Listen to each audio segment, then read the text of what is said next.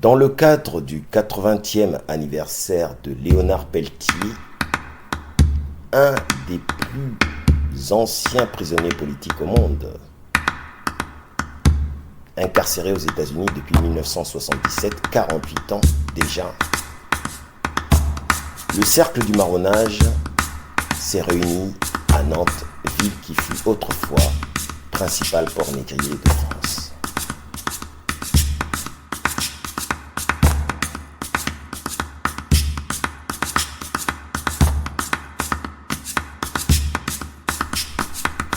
Offensive.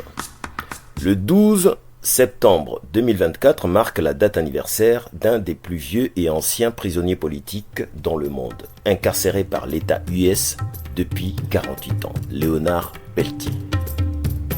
Réunis autour du Cercle du Marronnage dans le local du Gazprom à Nantes, des militants antiracistes et défenseurs des droits ont participé à un échange dense autour de la question carcérale en France, l'opposition légitime contre la création d'un centre de rétention administratif, CRA, et la campagne Stop TBI contre la mort par incarcération aux États-Unis. Il faut savoir que les États-Unis, à l'époque du communisme, on faisait comme s'il y avait des prisonniers politiques en URSS, et comme si aux États-Unis, il n'y avait pas de prisonniers politiques. Et en fait, le premier noir qui a été nommé ambassadeur des États-Unis aux Nations Unies, c'est Andrew Young. Et Andrew Young, pour faire sortir le dossier, il a profité, c'était l'administration Carter, il a profité de son passage à Paris. Il y avait un journal qui s'appelait Le Matin, ou Le Matin de Paris, je ne sais pas. Et il a fait l'interview, ça c'est en 1978. Dans cette interview, il a dit que aux États-Unis, il y avait des centaines, ou plus exactement, il a dit des milliers de prisonniers politiques qui sont ignorés du monde. Lui, qui est ambassadeur des États-Unis, dit aux États-Unis, il y a des centaines, voire des milliers de prisonniers politiques qui sont tous ceux du mouvement des droits civiques, les anciens Black Panthers, Black Liberation Army, etc. Et bien sûr, un certain nombre d'Amérindiens. Il faut savoir au niveau des Amérindiens que ce sont les Black Panthers, là je reprends les paroles de Peltier, qui les ont réveillés. C'est-à-dire qu'eux avaient déjà laissé tomber l'affaire. Pour ce qu'ils avaient pris. C'est-à-dire, pour eux, c'était fini, ok, ils sont envahis, ils vont disparaître, ok, voilà, quoi, tu picoles, tu restes dans ta réserve et tu restes tranquille. Et c'est les Black Panthers à l'époque qui sont venus et qui leur ont dit que non, rien n'est fini et qu'il faut se lever. Et ce qu'on appelle l'AIM, l'Amerindian Movement, quoi, le mouvement amérindien, a été en fait fondé pratiquement avec les Black Panthers, quoi, qui leur ont dit il faut vous bouger, c'est pas fini. C'était fini pour telle génération, mais le monde, après il y a d'autres générations qui viennent, etc. À l'époque, en fait, des Panthers, ce qui a inquiété l'État aussi, c'est que non seulement il y avait les Noirs et les Amérindiens, mais il y avait le mouvement hippie. Le mouvement hippie avait comme spécificité, c'était pas un mouvement de jeunes pauvres. C'est un mouvement de jeunes qui sont issus des classes moyennes ou supérieures, donc qui connaissent ce système. Donc ça devenait extrêmement dangereux. Il y a eu des réunions et ils ont dit il faut sacrifier. Donc pour les Noirs, ça a été, la CIA s'est mis en diffuseur de cocaïne, etc. Pour les jeunes blancs, c'était le LSD, c'est des comprimés où ils ont considéré que ce serait plus réversible. Donc ils ont dit oui, il faut inactiver tout le monde. Et quand les jeunes, on est dans la pleine phase New Age, machin, les gens pensent qu'ils sont dans des expansions de conscience. Ça c'est un leurre, évidemment. Bien sûr. Et les autres partent à Katmandou, tout ce que tu veux. Et à un moment, ils ont compris qu'en fait, ils étaient tout simplement en train de participer eux-mêmes à la mise en œuvre d'un truc qui avait été pensé au-dessus d'eux par leurs propres parents, parce qu'il y avait plein d'enfants, de juges, de machins, de tout. Et ils ont essayé, mais ils n'ont pas pu, c'était trop tard, de faire un enterrement symbolique du mouvement hippie. Je me souviens plus exactement de l'année. C'était sur la côte ouest, je pense que c'était à San Francisco, et de refonder un nouveau mouvement qu'ils ont appelé Hippies, avec un Y, mais qui n'a pas pu tenir. Donc on était dans une phase où il y avait ces mouvements-là, il y avait les Amérindiens, il y avait les Noirs, quoi. C'était ça. Et moi, ça me rappelle le début de la colonisation des États-Unis. Au départ, bon, il y a des gens qui sont kidnappés dans tous les grands ports, à Liverpool, etc. Donc vous vous êtes attardé un peu le soir, ou vous avez picolé dans la taverne, ou vous êtes une dame qui marchait dans une rue isolée, kidnappé, vous vous retrouvez en mer, bon, vous êtes déporté vers les États-Unis. Et dans cette première phase, les Blancs étaient mis en esclavage, comme les premiers Africains qu'on amenait.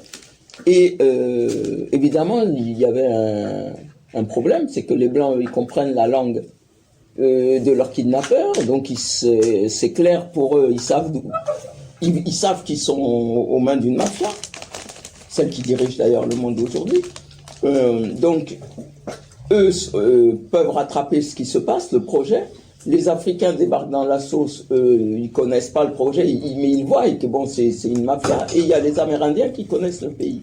Donc, immédiatement, ils ont noué une alliance. C'est pour dire que ça, c'est au début. Tu vois, là, maintenant, je passe à la fin avec le Black Panther. C'est les moments dangereux, quoi. Le paradigme est ébranlé. Immédiatement, bien sûr, ils se sont alliés. Et la mafia qui dirige prétendait avoir une historicité en se basant sur les codes esclavagistes de l'Empire romain. Dans l'Empire romain, on vous dit que l'enfant suit le statut de la mère. Donc la mère esclave a un enfant esclave, quoi. La mère libre a un enfant libre. Comme là, toutes les femmes blanches, donc qui avaient été kidnappées, prenaient la brousse avec les Africains, avec les Amérindiens, c'est-à-dire que tout ce monde-là, c'est un continent, les États-Unis, c'est pas une île, hein, donc s'ils partent, ils partent, quoi. D'abord, ils ont changé les lois. Ils ont dit non, à partir de maintenant, toute femme blanche qui accouche d'un enfant avec l'un ou l'autre, c'est voué à l'esclavage, dans un premier temps. Et puis après, ils ont dit non, bon, les Amérindiens, ce sera pas un statut d'esclave exactement. Et puis, ils ont dit les Blancs, les hommes blancs, n'ont plus le droit d'être déshabillés publiquement, ni fouettés, ni enchaînés. Donc, parce que en fait, c'est des questions de gestion administrative. Le continent est vaste. Comment on sait que tel est esclave, n'est pas esclave une fois qu'il s'est enfui, non, bon, ben, ils ont dit, bon, on se concentre sur les Noirs, au moins là, ça peut pas se cacher, et on décide que tout Noir l'est, et on dit aux Amérindiens, vous le serez pas. Et on dit aux Blancs, vous sortez complètement de ce statut, et d'ailleurs, vous devenez geôlier. C'est-à-dire que si vous voyez un Noir qui marche quelque part comme ça, si vous venez le dire, ben, vous aurez une gratification. J'ai une question à te poser. 10 mai 81, Mitterrand devient président en France. 9 décembre 81, Mounia est arrivé. Et très souvent, les premières dames, soit elles sont sur les pieds jaunes, d'autres sont dans d'autres choses, les premières dames. Et Madame Mitterrand va visiter Mounia au couloir de la mort. Mais comment est-ce qu'elle bascule de la lutte, parce qu'elle soutenait Léonard Peltier, et comment est-ce qu'elle bascule de Peltier à Mounia en même temps? Bon, vous vous doutez bien qu'en France, soutenir les Amérindiens, les plumes, tout, c'est pas, je veux dire, ça pose pas beaucoup de problèmes, quoi. Bon, maintenant, la question des Noirs, là, ça pose beaucoup de problèmes. Ex-colonie ou colonie actuelle, là, ça pose beaucoup de problèmes. Donc, Madame Mitterrand était férue d'amérindianisme, quoi. Parce que ceux qui sont au fin fond de la Guyane, je veux dire, bon, les 4000 qui restent. Oui, ce qui pèse, c'est bon. Donc, elle était forte dans les Indiens, déchaînée. Et nous, on était déchaînés parce que il y a eu 2 mandats d'exécution pour Mounia. Il faut savoir que on est dans un système d'occultistes. Quand ils vous donnent un mandat d'exécution pour un mec comme Mounia, ça va être la date anniversaire de Malcolm X, ou bien c'était celle de Marcus Garvey. Enfin, c'est pas des dates au hasard, quoi. On est chez les occultistes, c'est tout le temps des trucs, vous vous dites... On est dans le symbole. Oui, dans le symbole. Vous-même, vous n'y croyez pas. Sur le coup, la première fois, vous vous dites, oh, bah, c'est tombé comme ça. Puis après, vous voyez que non, vous êtes sur des gens qui sont dans un espace parallèle, quoi. Bon. Et donc, Julia Wright, là, elle essayait de trouver des pointures pour faire du poids dans le mouvement, mais bon, les pointures étaient rares. Et Pelletier, qui suit bien sûr de sa prison toute la situation, dit, bah écoutez, moi j'ai Madame Mitterrand, qui m'écrit des mots doux et tout, mais moi je vous fais un communiqué si vous voulez.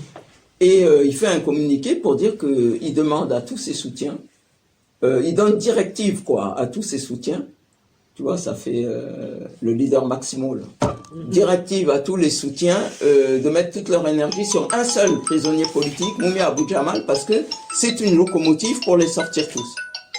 Parce qu'il faut dire que Mumia Abu Jamal au départ, c'est un journaliste. C'est le journaliste élu, et alors qu'il était très jeune, des journalistes de Philadelphie. Et c'est le journaliste vedette.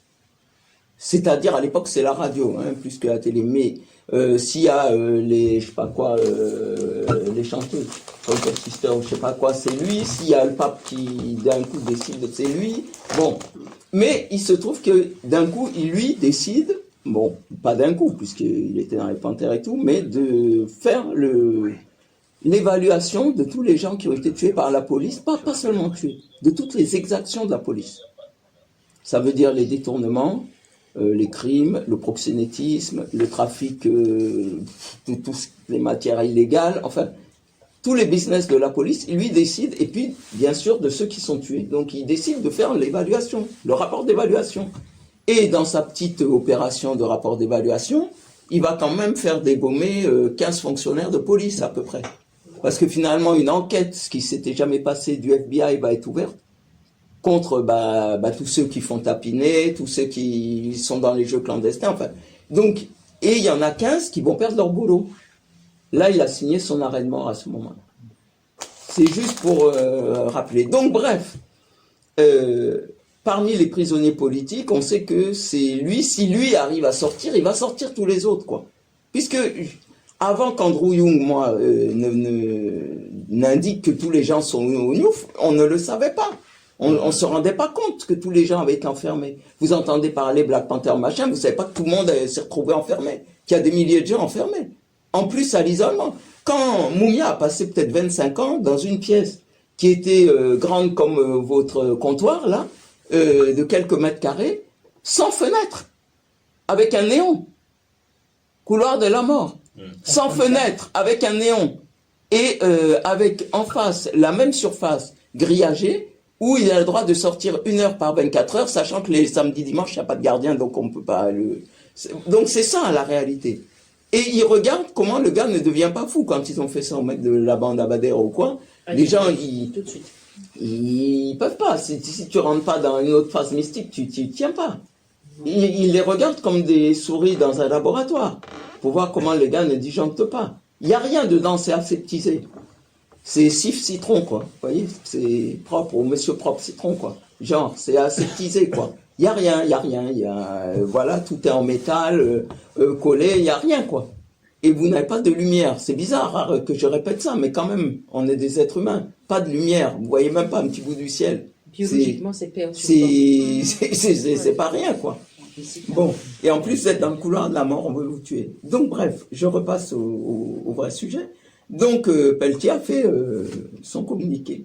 Que tous ses soutiens, il leur demande immédiatement de prendre position pour Mumia. Donc, même moi, j'étais de passage à ce moment-là, je me suis retrouvé à côté de Mme Mitterrand. C'était vraiment pas mon milieu. C'est Julia qui me traîne dans des trucs comme ça.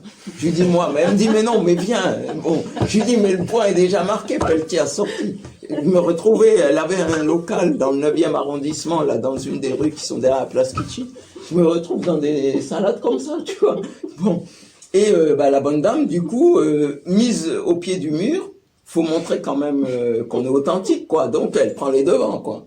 Madame Mitterrand, mais on est content, hein, parce que nous, on a besoin de les amener là-bas pour sauver la tête de Mumia. Quand je dis sauver la tête, Je vais vous donner petit détail macabre. Quand le juge Sabot disait qu'on va aider à faire frire le nègre, il faut que vous compreniez c'est quoi la chaise électrique. D'abord, il faut que vous sachiez, pour bien comprendre qu'on a affaire à des malades mais profonds. Il y a des supermarchés aux États-Unis, donc comme vous seriez à Carrefour Auchan, où comme attraction, on met une chaise électrique, vous mettez votre dollar, et puis vous avez une petite décharge, et puis les enfants, les parents aiment bien dire à l'enfant, va sur la chaise, pour que, tu vois, vous voyez, on est dans la pathologie lourde là quand même. Oui. Mais il faut que vous sachiez que quand il y a des exécutions, c'est horrible. C'est-à-dire qu'ils vous mettent le truc. Vous fumez, ça sent la viande rôtie. Vous allez me dire que depuis les lynchages, ils avaient l'habitude. Donc il y a une culture aussi.